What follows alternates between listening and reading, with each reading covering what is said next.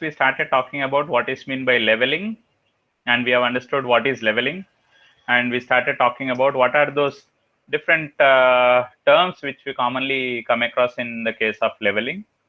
And then after introducing various common terminologies that we come across in the case of leveling, then we went on to talk about what are the different types of levels or the leveling instruments that we are going to be coming across with, where we have talked about your dumpy level, we have seen tilting level, or maybe your Y level, or your automatic level. And then now we are going to be coming across with the other important accessory which is essential for carrying out your leveling, without which you cannot perform your leveling. Okay, so the other type of accessory what will be coming across is your leveling staff, because whenever we wanted to measure the elevation of any point which is there on the ground, which is above the ground or which is below the ground, so at that particular point we are going to be placing what is called as leveling staff, and we will be focusing through the telescope onto the leveling staff from the instrument station, the place where you have set up your instrument station. So from that station position, through your telescope of that leveling instrument, so we'll be focusing your leveling staff. So whatever the reading that you will be able to see on the leveling staff, where your cross-slit hairs of the eyepiece coincides with your leveling staff, so that reading we are going to be noting, and we call it as your staff reading. Staff reading in the sense leveling staff reading basically. Okay, so the leveling staffs, whatever we are going to be coming across for purpose of carrying out your leveling, are for taking the readings which corresponds to the elevation of various points with reference to what is called as a datum. Okay, so that leveling staffs are of broadly two types. Okay, so one type of leveling staff we call them as self-reading staff. Self-reading staff in the sense, so you'll be focusing at that leveling staff, and wherever your cross-slit hairs, hairs, whatever you have in that eyepiece, wherever these cross hairs intersect your leveling staff, at whichever reading these cross hairs intersect your leveling staff, so we note down that reading. So that we are trying to do by self. Okay, so that reading is called as your self-reading staff, and the other type is called as your target staff. So we'll try to see what does this self-reading staff mean and what does this target staff mean. Yeah, so broadly, in general, you'll have leveling staffs which are said to be self-reading or maybe your target staffs. Okay, so some of those examples, what you could see here is all these, whatever you have here are nothing but we call them as your self-reading leveling staff, whereas this one specifically what we have here is nothing but I can call them as your target staff. Now, what does this self-reading staff mean? Self-reading staff can be read directly by the levelman looking through the telescope. So whoever is the person who is carrying out that leveling work, who is looking through the telescope, so he'll be bisecting your telescope hair veins on your leveling staff, and whatever the reading that is read on the leveling staff will be noted down by the person who is trying to carry out the work. So such kind of leveling staffs are called as basically self-reading staffs. Most commonly in the field when people start working out, so you'll be having what is called as your self-reading staff only. The other type of staff, that is your target staff, are most of the times available with the advanced equipments like your total station or maybe your EDM instrument and so on. So in such cases, you'll be having what is called as your target staffs. The common type of self-reading staffs, even in this self-reading staffs also, we have different types of self-reading staffs available. Okay, so one is ordinary staff, other type is SOP with telescopic staff, and the third type is folding staff. So where you are going to be having a folding type of staff. Ordinary staff is nothing but it's a single one length staff. One length staff in the sense you'll have one vertical member itself in that particular staff, which is made of solid material, which can be of wood or even it could be of any metal. Okay, so with which you are going to be preparing that particular staff, and you could see proper marking on that particular staff indicated. Okay, so most of the times the markings are indicated with divisions of least count approximately of 5 mm is what we can try to measure with the help of this leveling staff. The least count of these leveling staffs in general, what we are going to be using is 5 mm. So to an accuracy of 5 mm, we can try to measure the elevations.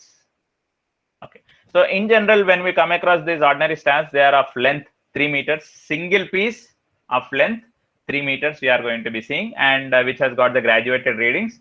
Okay, so mostly in red and black color indication. So you can focus through your telescope and bisect your leveling staff, and wherever you have your bisection of the crosshair on the leveling staff, you can read that reading and you can note down that reading, which we call it as your staff reading. This is folding type of staff. The folding type of staff is made of well-seasoned timber. Once again, it need not be timber; it could be of metal material also. Okay, it consists of 2 meters wooden pieces with a joint assembly. So what we are going to be having is one member, another member. They are going to be joined by what is called as a pin connection. Okay, so once I have those two members, I can try to close those members like this, or I can try to open those members relative to each other with respect to the pin position about which I am trying to close them. Each piece of the staff is made of one longitudinal strip. You will have one vertical strip, another vertical strip, which are folded about this particular pin connection without any joint. The folding joint is of the detachable type with a locking device at the back. So you'll have a kind of a pin. If I press that pin also, I can try to separate out these two members, or we can also have a kind of a hinge connection about which we can try to open those staffs. The staff is joined together in such a way that the staff may be folded from one another when required. The staff has brass cap at the bottom.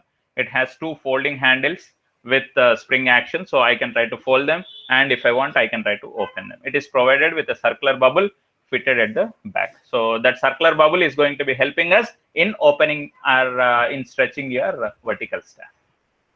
Okay, this is how typically it looks like, your folding staff, whatever we are talking about. One member closed over the other member, another member closed over the other member, and so on. Next is SOP with telescopic staff. Okay. So what does this particularly SOP with telescopic staff means? When a staff is arranged in 3 lengths, generally what we'll have is 3 pieces of the staff member, one getting overlapped over the surface of the other member. Okay, so I can open one piece so that I can get 1 meter and another meter. I can open another piece so that I can get another meter, depending on the length of each of that particular piece what is used in that particular telescope, in that particular staff. Okay, so it can be extended to its full length by pulling. I can fold it like this, or I can try to stretch it, and I can completely open it according to your length requirement, what you are in need of. The top portion, the topmost portion of that particular staff, what we are looking at, is of solid material, whereas your other two intermediate pieces, whatever you have, are going to be hollow cross-sectional portions, so that top comes and sits into the hollow region, and that top along with the middle one goes and sits into the bottom hollow region. So typically, it's not guaranteed that always it has to be 4 meters. So you'll be finding the leveling staffs of ranges 3 meters, 4 meters, and so on. Okay, but most of the time, I think in our lab, when we come across it, we'll be using 3 meters length of the leveling staff. The staff is graduated in such a way that the smallest division is of 5 mm. So approximately to what is called as 5 mm least count to which you can measure your readings. Okay, this is how typically that particular leveling staff is going to be looking like. Okay, so you can look at here. This is the back vision. From the back side, if I'm looking at this, it looks like this. And from the front side, I can have the view as what is indicated here. Okay. So you can stretch the top portion and the next further, and so on to pull the complete length of the staff. When you don't require the complete length, then you can start accordingly, close it from the top. If one piece is not required, second piece is also not required, third piece. So according to the length, how much you wanted, you can try to stretch it. Target staff, where this target staff is nothing but which is said to be used in very precise works and for sighting the target. Because let's say, for example, some time back when I have carried out my survey, I might have taken some leveling staff reading at some location. So I can try to identify the position of that particular location where that reading was taken. So that's the advantage with this such kind of target staffs. Okay, for very precise works and site target staff are used. Okay, a movable target is provided in this particular staff. Okay, so by moving the position of that particular staff, also you can try to focus through your telescope, and you can try to understand at what elevation that particular point or the staff with regard to the line of sight of the instrument is existing. A vernier is provided on target to give precise reading. So you have what is called as a vernier kind of a scale representation, so that you get what is called as a precise reading, very accurate reading without much of the error that you encounter. In target staff, levelman directs the staffman to move the target up and down until it bisects by the line of sight.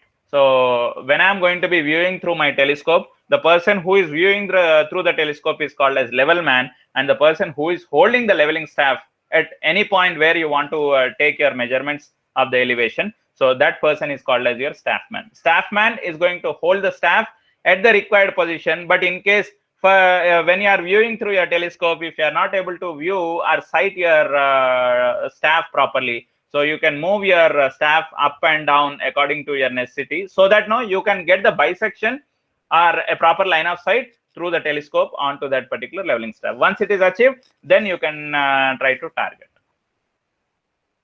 You can have the reading read on that particular leveling staff, and you can note down that particular reading. Okay, this is what we were trying to talk about. This is an additional fitting that you have got in the case of this target staff, where you have a vernier scale to the approximation of your requirement of the measurement. You can try to get your values relatively more accurately. You can measure the readings with the help of this target staff. Next, moving on with the next types, that is some fundamental terms which we additionally need to know is about different types of benchmarks. Already we have introduced what is meant by a benchmark. We said benchmark is nothing but it's a point of known elevation. Okay, so if I say so and so point, let's say entrance of academic building 1, the first step of your academic building 1 entrance is considered as my benchmark. If I say, it means that the elevation at which that first step of that academic building 1 is existing from your reference datum, whatever you are choosing. So the elevation of that first step is what I know. When I know the elevation of this particular point with some reference, then I am going to estimate the elevation of various other points that are existing in the field, for which I want to know what is the relative elevation or RL values of all those points with reference to your chosen datum. So when I say with reference to chosen datum, I need not always know my elevation to be measured from the chosen datum. But what I require is from my benchmark point, because already benchmark point for which you know your elevation. So with reference to this benchmark point, how the other points elevation is varying, if I can understand, that is just sufficient enough for determining the elevations of all those particular points in the field. There are in general 4 kinds of benchmarks which we are going to be coming across with. Okay, so we mostly what we are depending on type of work which we are going to be dealing with, we use the specific type of the benchmark for carrying out our surveying. One type of benchmark is nothing but we call it as GTS, which we call it as Great Trigonometrically Survey Benchmark. Okay, so these particular benchmarks are marked by Survey of India, which is the central agency which is responsible for fixing accurately or for establishing the accurate elevations of various points in India at different places, not everywhere. At some important places, it will try to have some elevations which are already measured and marked very accurately. And with reference to that Great Trigonometrically Survey benchmarks, you are going to be finding out the elevations of some other points also. Okay, so which we can call them as permanent benchmarks, and we'll try to understand what are those each individually mean. And after knowing about what is GTS benchmark, then we are going to be looking at what is called as permanent benchmark. So permanent benchmark is nothing but it's a benchmark what you are trying to talk about with reference to some points, like it could be a culvert point, or it could be your maybe something which is going to be permanently existing. So that particular point, position of that particular point is not getting changed. Okay, so the position of that particular point is permanently existing. So with respect to the position of that permanently existing point, I am going to be determining the elevation with reference to your chosen datum, that is your mean sea level. Next is your arbitrary benchmark. So what does this arbitrary benchmark means? If I need to carry out the survey in a particular location, if I do not have any any benchmark data for any of the point in that particular field or in the nearby region of that particular field, so arbitrarily you assume some point and you try to consider some benchmark value, some elevation value for that particular point. So such kind of benchmark is what is called as arbitrary benchmark. So when do we require this arbitrary benchmark? Means if your exact benchmark data of any known points, if it is not available to you for carrying out your survey, then you can choose some reference point. Like I was saying, entrance of your academic building 1, first step of your academic building 1, I'll choose it as my arbitrary benchmark. And with reference to that arbitrary benchmark, let's say I'll say the benchmark value of that particular point is some 100 meters or 50 meters. So with reference to that value, I go on to calculate the elevations of various other points existing in the field. And the next type of benchmark what we are going to be coming across is temporary benchmark. So when do we need to go for this temporary benchmark means? So while carrying out your leveling, at the end of the day, when you are going to close your work, so you will try to establish what is called as a benchmark. I'll repeat, you will try to establish one benchmark point so that next day whenever you come, you will start taking your measurements with considering that as your benchmark, and you continue your survey, so that the readings whatever you are trying to measure for knowing the relative change in elevations of various points will not get affected whenever you have a break in the work which you are carrying out. So in such cases, we go on to establish what is called as a temporary benchmark towards the end of that particular day's work or that particular work what you are now carrying out. And once you come back next time, you can start placing your leveling staff on that particular temporarily established benchmark point in order to measure what is your corresponding elevation after setting up your instrument. And then with reference to that, you go on to continue your determination of elevations of various other points in the field.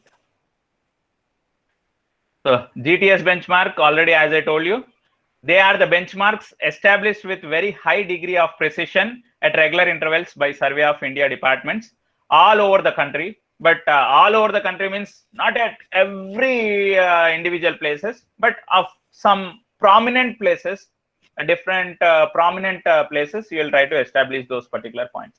Now, those benchmark values, whatever we are trying to talk about, how do we determine those elevations? As I mentioned in the morning, so we are going to determine those elevations with respect to what is called as a mean sea level data, which earlier was taken as the reference at Karachi. Then later on, we started referring to that of Bombay. That's nothing but Mumbai mean sea level. We take it as reference, and with respect to that, we establish what is called as your GTS benchmark or your permanent benchmark.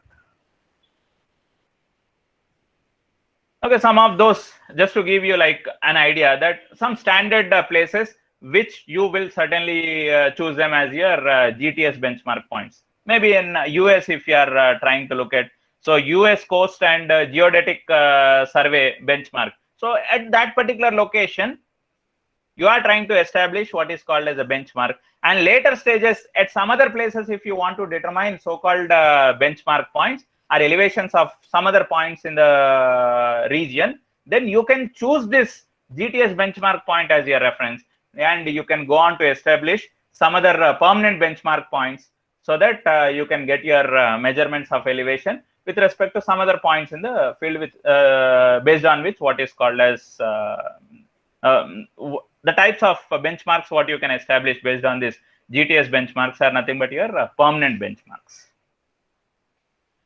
Permanent benchmarks are fixed in between your GTS benchmarks by different government agencies like R&B or public work departments or railways or any other government agencies. So depending on the existing GTS benchmark values of various points, they will go on to establish the permanent benchmark values, taking reference of your maybe your culvert, are taking reference of any milestones. Let's say along the road, if you are going across, we'll see, okay, in this road going from Basar to Nizamabad, at some particular location of 15 kilometers milestone point, the permanent benchmark value is so and so, because that point is not getting changed. Or maybe your position of any temple, or maybe something which is going to be permanently existing, you are not going to be change its position, you are not going to demolish it.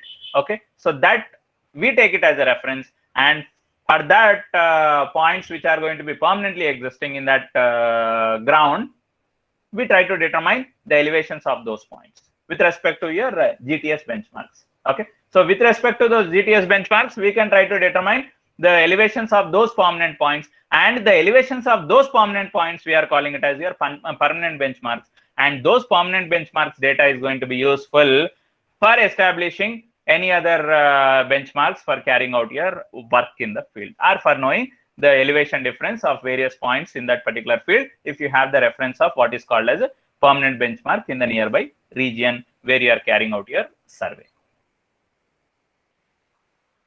Like most of the times when you come across with your railway stations, on the railway station boards mostly, which is at the either end of your platforms, so at the bottom of your railway station boards, you will see something indicated on your yellow boards, okay, either in red color or either in black color. Most of the times you will be seeing, which is indicated as RL plus 350.50 meters.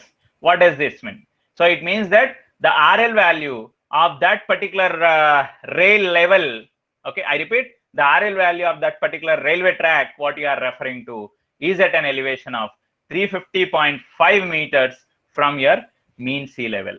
Okay, and with reference to that railway station elevation or the railway track elevation at that particular station, if I want to establish if I want to know the elevations of any other points nearby that region, I can use this value as my reference to establish other benchmark points, or for determining the elevations of some other various points. So this representation of so-called permanent benchmark, you will be seeing on all the railway stations, on all your railway station boards, what you have got on your platforms, because that station is going to be fixed. Okay, so as that station is fixed, the railway line is going to be fixed, and the elevation of that railway line at that station position is something what you are trying to determine, and which you can refer it as what is called as your permanent benchmark. Next, arbitrary benchmarks. So these are reference points whose RLs are arbitrarily assumed.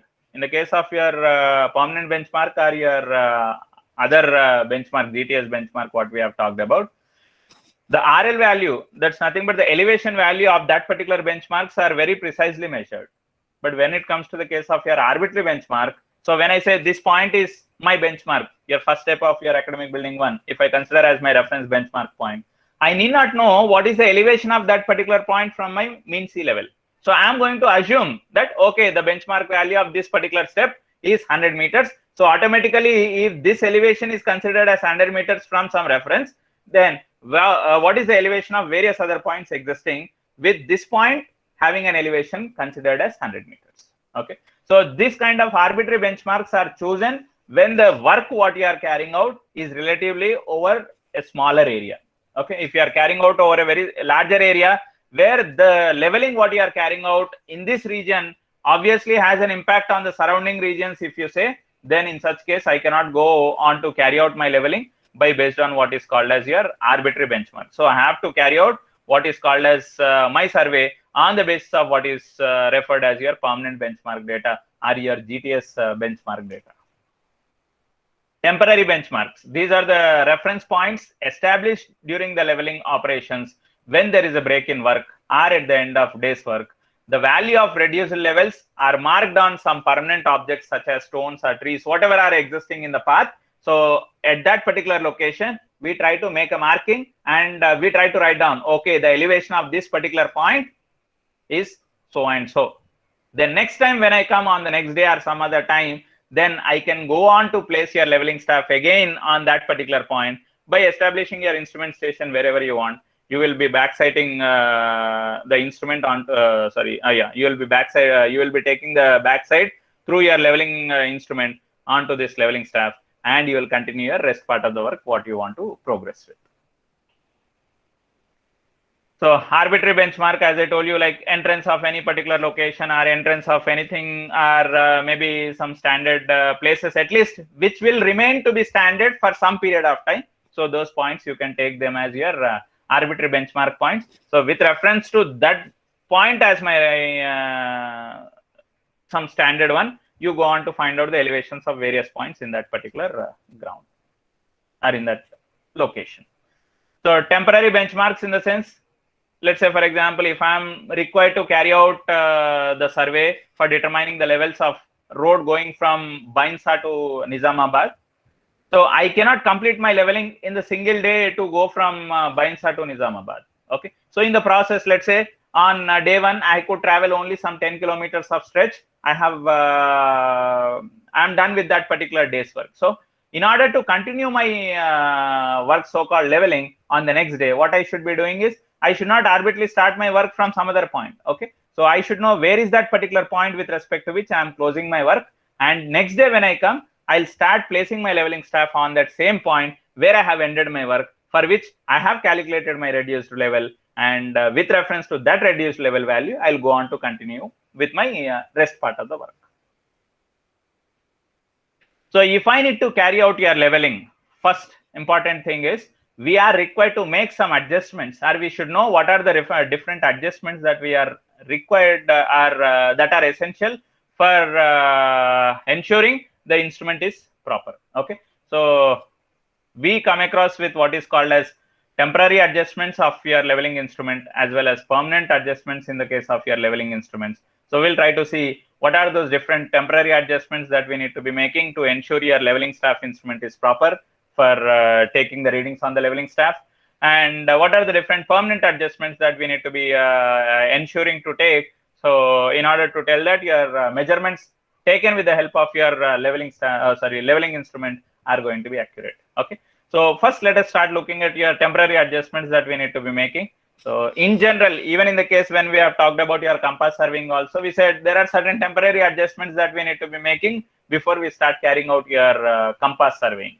What are those? We said we have to carry out what is called as centering of the instrument, then leveling of the instrument, and focusing of your ranging rod, which is there at some particular point through that from that survey station. Okay, that is what we called it as your temporary adjustments. Now here also in the case of leveling instruments, either in dumpy level or your tilting level or automatic level or Y level, whatever is the leveling instrument that you are using. So you have got some temporary adjustments that you are required to be making.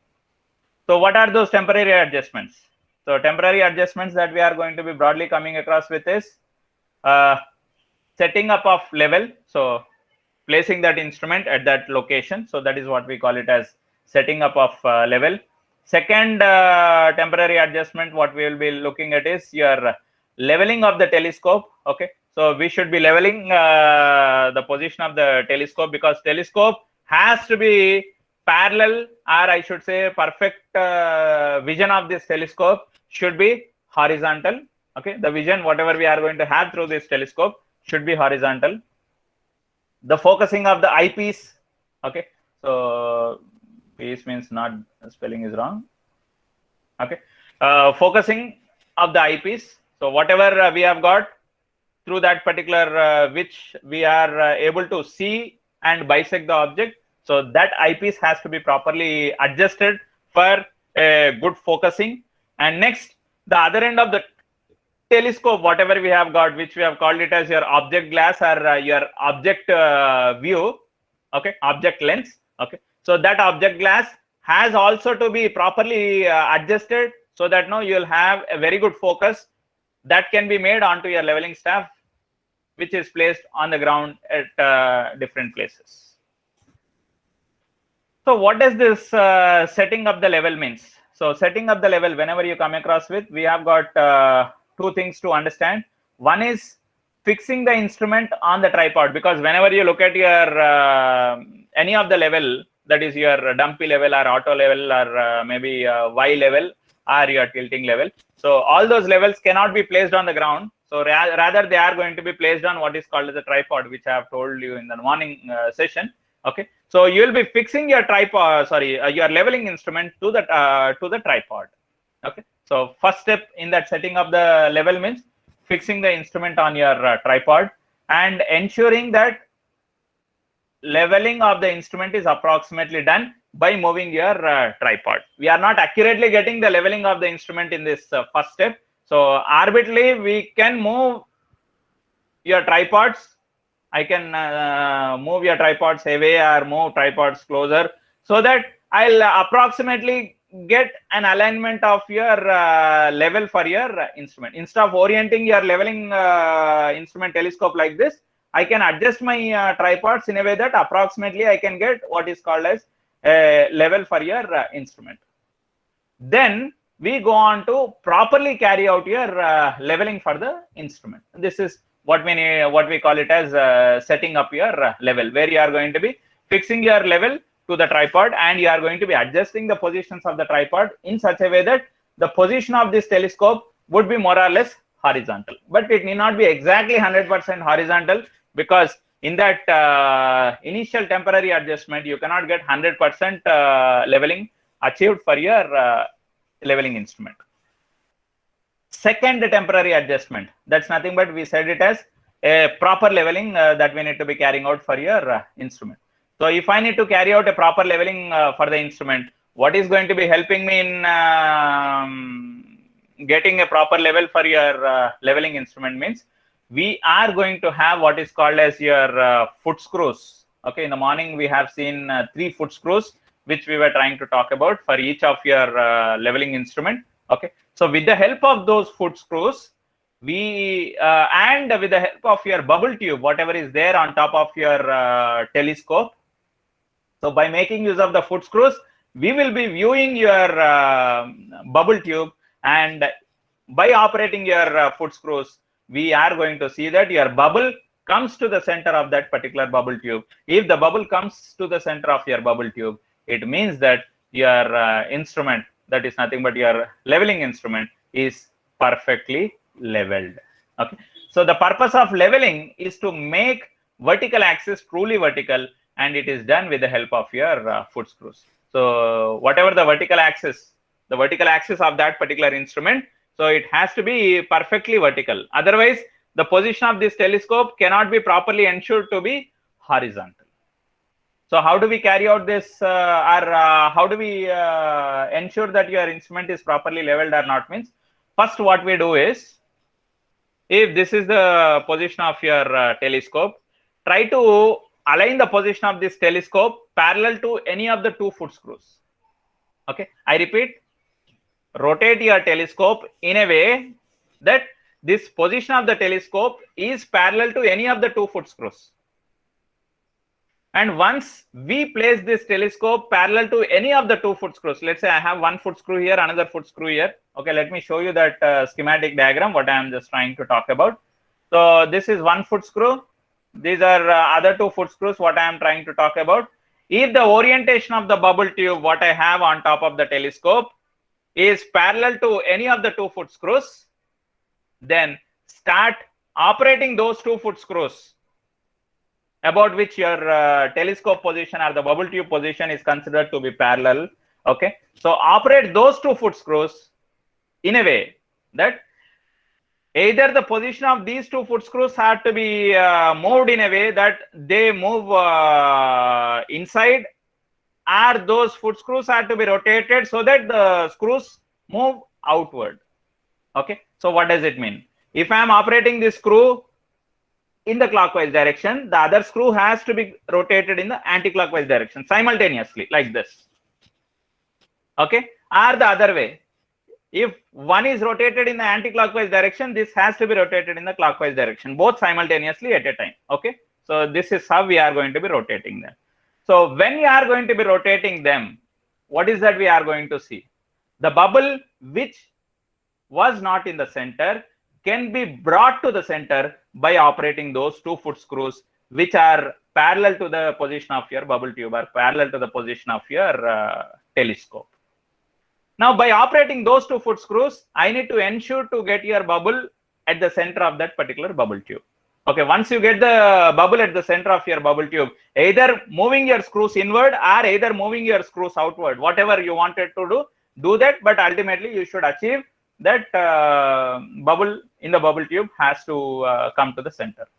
Once the bubble tube comes to the center, if this is my position of your telescope now, rotate the position of the telescope perpendicular to those 2 foot screws. Those 2 foot screws means initially whichever 2 foot screws you have taken as your reference, AB foot screws if I have taken as my reference, about which initially I have placed my telescope parallel. Now with respect to the same 2 foot screws AB, you set the position of your telescope in the perpendicular direction. Okay, so after setting your telescope perpendicular to that initial 2 foot screws, start operating the 3rd foot screw, either inward or outward, it doesn't matter because it is a single foot screw, either rotate clockwise or anti-clockwise, ultimately to see that whatever the position of the bubble that you had in your bubble tube should be exactly there at its center. Okay, so once that centering is achieved in the bubble tube, which is there on your telescope or adjacent to the telescope or on top of the telescope, wherever it could be your bubble tube, so ensure that your bubble comes to the center. Once that once that leveling is done, try to rotate the position of your telescope 360 degrees. See, when in whichever position you place your telescope, it doesn't matter, the bubble tube has to be in the center. In case if the bubble tube is not in the center, it means that your leveling is not properly still achieved. So once again, you are required to go on to repeat the same procedure. Choose any of the 2 foot screws, align your leveling staff parallel to those 2 foot screws, operate those 2 foot screws either inward or outward, ultimately to get the centering of the leveling where you see that bubble comes to the center of that particular bubble tube, and then orient the position of the telescope perpendicular to the direction of those 2 first to considered foot screws and operate the 3rd foot screw to see that your bubble comes to the center. Continue this process until you achieve or until you get a proper leveling done for that instrument. Next is focusing the eyepiece. So what does this focusing the eyepiece means? So I have to adjust my eyepiece so that I can have a proper vision achieved through my eyepiece. Okay, so how do I achieve that proper vision means just in front of your telescope by adjusting the eyepiece, try to hold a white paper and start operating your eyepiece. Once you start operating your eyepiece, the vision of that paper sometimes might become blur, sometimes it might become very clear. Okay, so you should achieve a proper clear vision through your eyepiece when you are focusing at that white paper which is placed immediately in the front of your telescope. That is what we call it as your focusing the eyepiece. Next is focusing of object glass or object lens. Okay, so what we need to be doing is you have an adjustable knob in the front side of your telescope. So we have to operate that adjustable knob, view through your eyepiece so that you are able to see your leveling staff which is placed at some different places where you want to measure your elevations. So at whichever point you want to measure your elevation, place your leveling staff there and start operating your adjustable knob, whatever you have at your object lens or object glass, and try to get a proper vision so that you are able to get readings properly read on your leveling staff.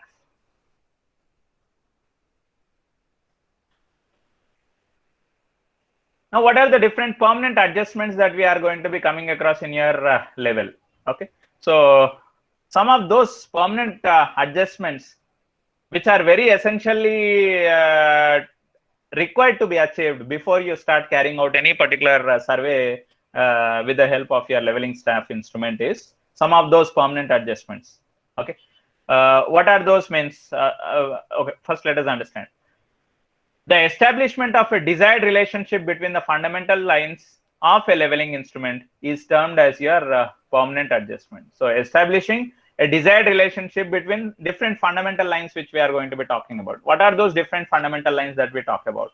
So some of those fundamental lines what we are talking about, or what we have earlier talked about, is line of collimation, which is nothing but we called it as your line of sight. Axis of the bubble tube, vertical axis, and axis of the telescope. These are some of those fundamental lines which we are required to be knowing, and the relation between those fundamental lines is something very important for us to know and ensure that those relations are satisfied for using that particular leveling staff instrument. In case if those relations are not properly satisfied, it means that there is a permanent error existing in that instrument, and whatever the readings that you measure with the help of that particular instrument are not going to be accurate measurements. Okay, so first we have to ensure that your permanent adjustment is achieved for that equipment, and then we go on to carry out what is called as your temporary adjustments after setting up the instrument at different locations in the site. So what are those fundamental relations that we are required to be verifying to ensure that the instrument is not having any permanent errors means? So let us just try to have an idea. What are those fundamental relations? One of such fundamental relation what we are talking about is line of collimation. That is nothing but line of sight.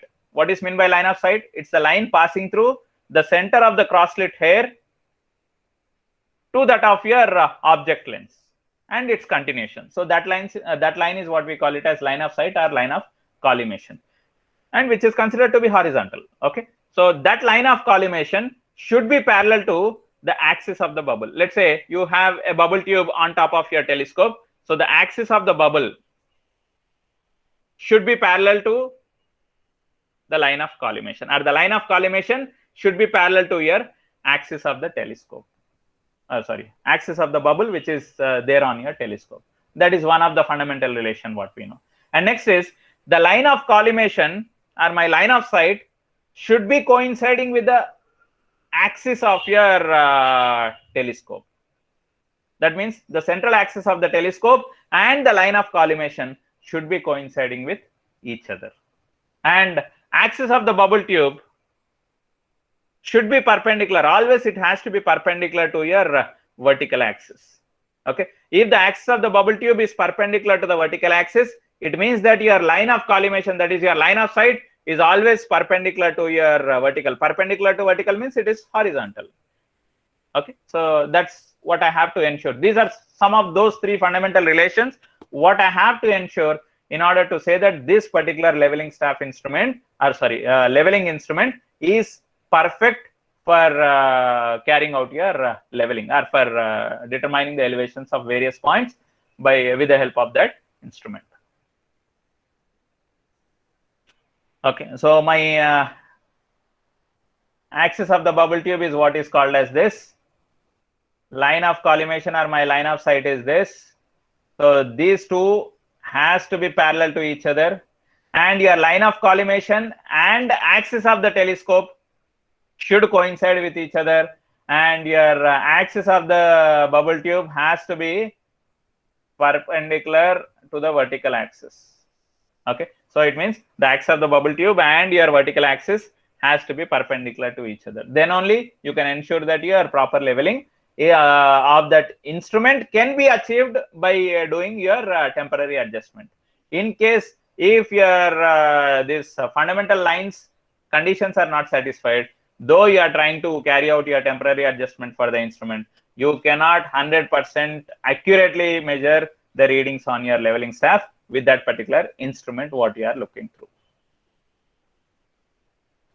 We have got two different ways by which one can understand what are the different errors that we have got in terms of your permanent adjustment. Do we have any issue with regard to the permanent adjustment of the instrument or not? Okay, so one of it, let us just try to understand.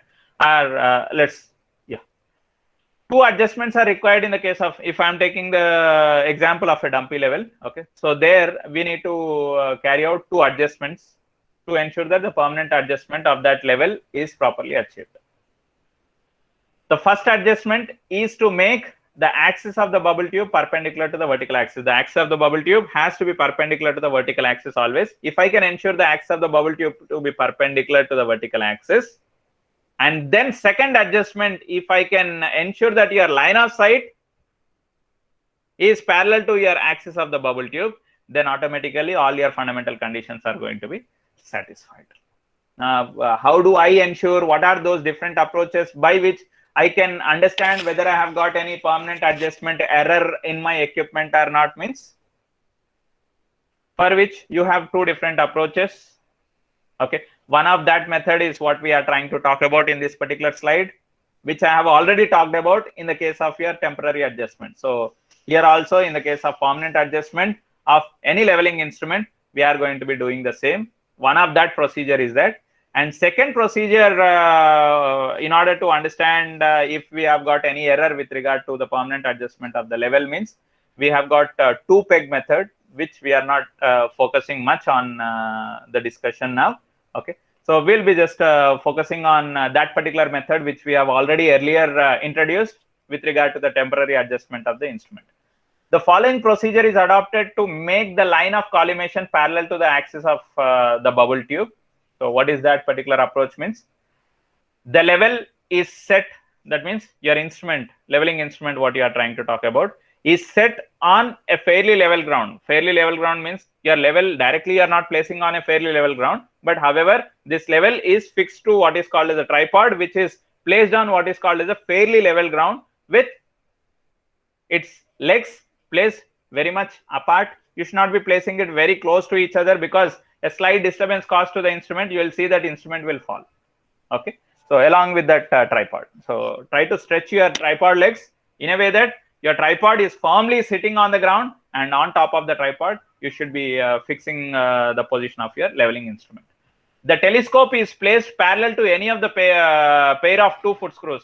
What we have said to ensure proper leveling for your instrument, so place the position of your telescope parallel to any of the 2 foot screws, and adjust those 2 foot screws either by moving inward or either by moving outward, so that you can ensure to get your bubble in the bubble tube comes to the center. And once that is achieved, rotate your telescope by 90 degrees to the initial position. That means now rotate your telescope perpendicular to those 2 initial foot screws what you have considered, and start rotating your 3rd foot screw. By turning the 3rd foot screw, you are going to ensure that your bubble comes to your center. So keep on repeating this process by setting your telescope position parallel to any of the 2 foot screws, and then rotate the telescope position perpendicular to the first 2 positions of the foot screws, and operate the 3rd foot screw, so that you get what is called as a permanent adjustment even achieved for that particular instrument position. The continuation steps to that. Okay, so once you ensure that your proper leveling is achieved, now the telescope is turned through 180 degrees, and the position of the bubble is noted. You keep on changing the position of your telescope and see that the position of the bubble, and if the bubble remains at its center, then the desired relation, what is that desired relation? The line of collimation and your axis of the bubble tube are parallel, and your line of axis of your bubble tube is perpendicular to the vertical axis. In case if that centering, or if the bubble is not coming to the center, then you are required to adjust what is called as another type of screw which is available, because sometimes what happens is, just with the help of foot screws, you may not be still achieving what is called as a proper level for your instrument, because the foot screws whatever you have rotated might have got exhausted in terms of the threadings what that particular screw has got. You cannot further rotate it. So in such case, what we'll try to do is, we have got another type of screw available, which we call it as a tangent screw. With the help of that tangent screw, we'll try to carry out some amount of approximate leveling achieved, and then later on you are going to make use of your foot screws again to repeat the process to get a proper leveling for that instrument. Next, moving on with the classification of leveling. What are the different types of levelings that we come across with? Okay, depending on the type of work which we are trying to deal with, we are going to be classifying your leveling into different types. One is simple leveling, other is differential leveling, another is fly leveling, check leveling, profile leveling, cross leveling, reciprocal leveling, precise leveling, trigonometric leveling, barometric leveling, and hypersometric leveling. Okay, so you have got different types of levelings that we are going to be talking about. Ultimately, whatever is the type of leveling that you are talking about, ultimate purpose is to determine the elevations of those respective points what you are looking at. Ultimate objective is that only. Simple leveling. What does this simple leveling means? It's a simple method used when it is required to determine the elevation, or when it is required to determine the difference in elevation between 2 points. So if I am required to determine the elevation difference of 2 points, let's say I've got point A on the ground, point B on the ground. If I want to know what is the elevation difference existing between these 2 points in the field, so the type of leveling what we are talking there is nothing but we call it as a simple leveling. Differential leveling. So this method is used to find the difference in the elevation between points if they are too far apart, or the difference in elevation between them if it is too much. Okay, so if I have got 2 points on the ground which are relatively very far away, and if I want to understand the difference in elevation between these 2 points, such kind of leveling is what is called as your differential elevation, differential leveling. Or otherwise, if your ground is very much sloping in nature, though those 2 points horizontally they are nearby, but the elevation difference between those 2 points is relatively much varying. Okay, so such leveling what we are carrying out is nothing but we call it as your differential leveling.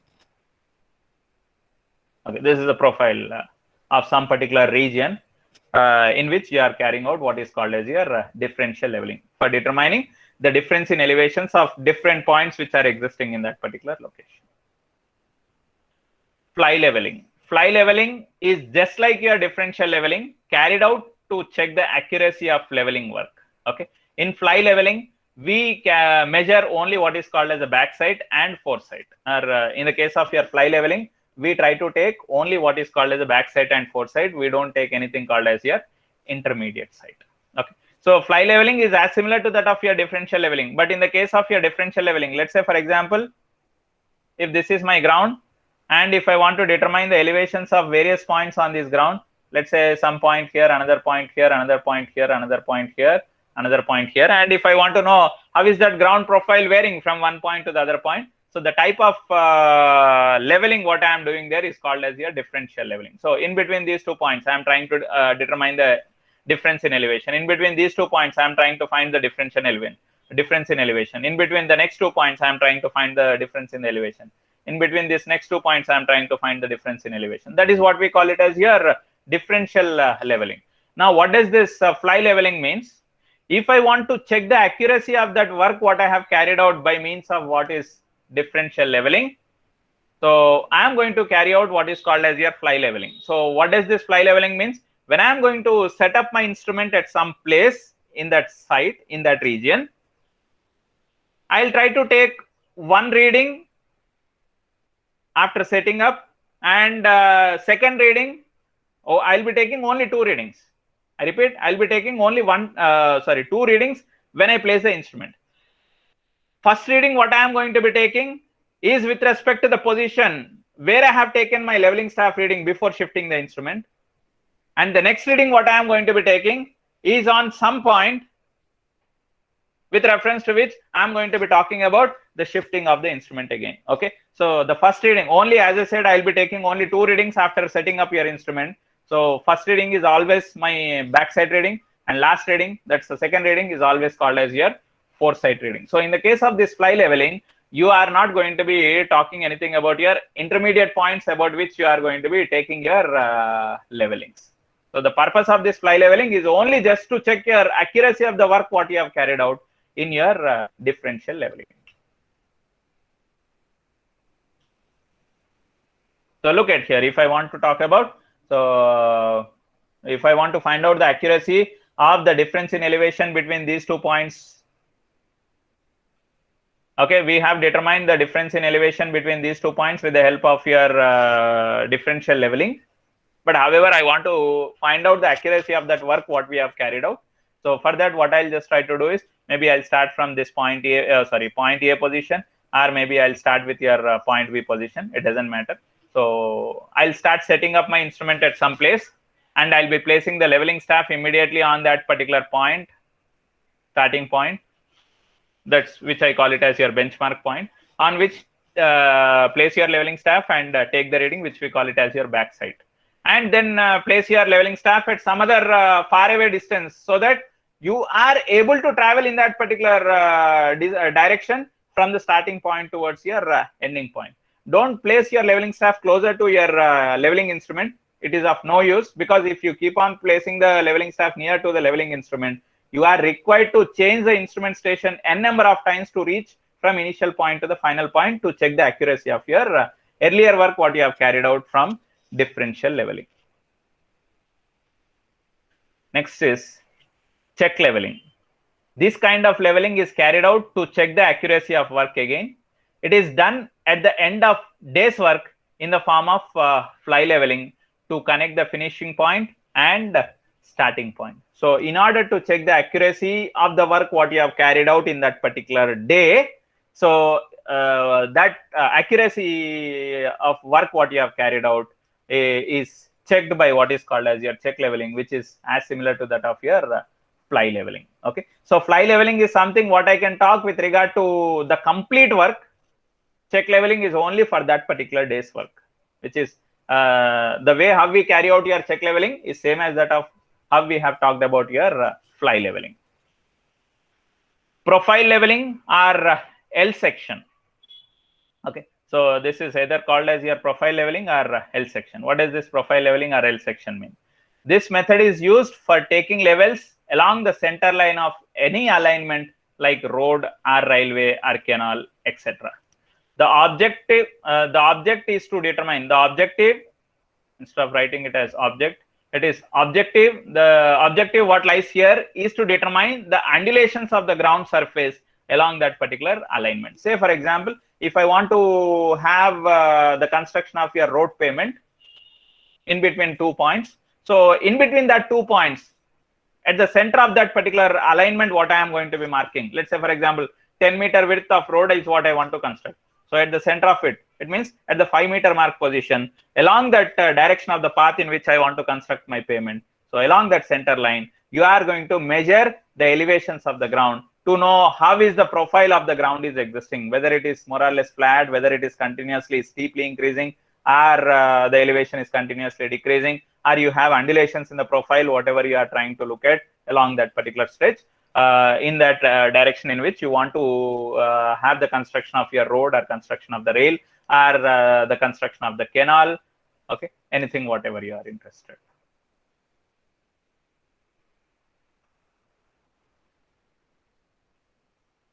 So some of those sketches which will just give you an idea of what is that we are talking about. Okay, so we'll continue our discussion. We'll stop it here. And next, we'll continue our discussion from here.